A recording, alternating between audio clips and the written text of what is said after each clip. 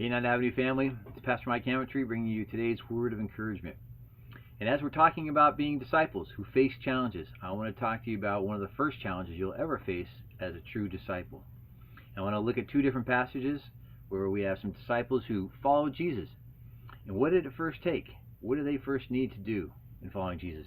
First, we're going to look in Matthew chapter 5, and we're going to see how some of the first disciples followed Jesus. It says, on the day as Jesus was walking along the shores of the Sea of Galilee, he saw two brothers, Simon, also called Peter, and Andrew, throwing a net into the water, for they fished for a living. Jesus called out to them, "Hey, come and follow me, and I will show you how to fish for people, or make you a fisher of men." And they left their nets at once and followed him. They dropped everything. Nothing was too much to get in the way of following Jesus. A little farther up the shore, he saw two brothers, James and John, sitting in a boat with their father, Zebedee, repairing their nets, and he called them too. They immediately followed him, leaving their boat and their father behind. This word follow is not an occasional thing. It's not a temporary thing. It's not, hey, I'll try this for a while. This word follow, when Jesus says, come follow me, he says, make a commitment. Make a commitment and be attached. Be attached spiritually, be attached morally to who I am and what I stand for. So being a disciple means connecting all the way. It's not just occasional. See, that's what a lot of people struggle with today, is they say, I'll follow Jesus when it's convenient. Maybe occasionally I'll do it. But if we're going to truly know the love of God and the blessing of following him as a disciple, we're going to commit all the way. But what does it mean to commit all the way? It means we need to drop some things. We need to drop some things that are getting in the way. What do they do here? They dropped their nets at once. And they left their boats at once. They even left their dad. Now that's pretty radical. And to know God's radical love for us, we need to radically make some changes for him.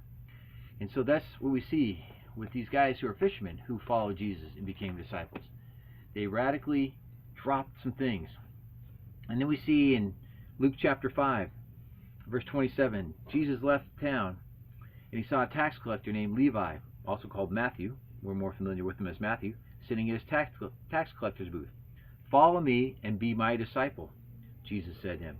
So Levi got up and left everything and followed him. Here's a tax collector making money hand over fist, taking it from people. And what does he do? He sees Jesus. He sees there's something greater, and he lets go of the things that he was trusting in. See, for both the fishermen and for Matthew, their treasure became the treasure of God. You know, they had their trust in things, but those things kind of bound them up. Their nets, their taxes, and that's what they trusted in. But they left those things. They left their job to follow Jesus. The challenge of being a disciple is to put Jesus so much in focus that everything else becomes less. And that's what it is to follow him and let go of things. The fishermen, they left their nets, they left their fishing, they left, and for them that fishing was not a hobby, it was their income. But for some of us, we may need to leave our hobbies. And for Matthew, he left his income. He dropped his tax collection agency right there at the door, and he left.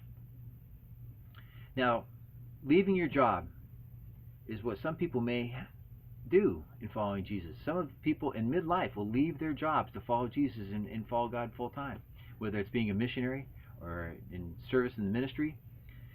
But for many of us, it won't be leaving your jobs, but it's going to be leaving everything you do outside your job. You know, with your free time. You have a job that God's given you, that he's blessed you with, to provide for your family, to provide for your living expenses. But you also have free time. And as a disciple, God may ask you to leave some of those things that you're involved with now to really follow him. Maybe leaving the things you're binge watching so you can spend more time serving people, loving people, reading his word, growing in it. Maybe some of your sports and your activities, your recreation, whatever you do to recreate. Maybe you need to leave some of those things behind because you put them as a priority above God. And being a real disciple means I'm going to let those things go. I'm going to drop those nets. I'm going to drop that class. I'm going to drop that activity. And so I want to encourage you today that to be a real disciple, we need to drop the temporary. We don't need to follow temporary. We need to drop the temporary, and we need to follow devotedly.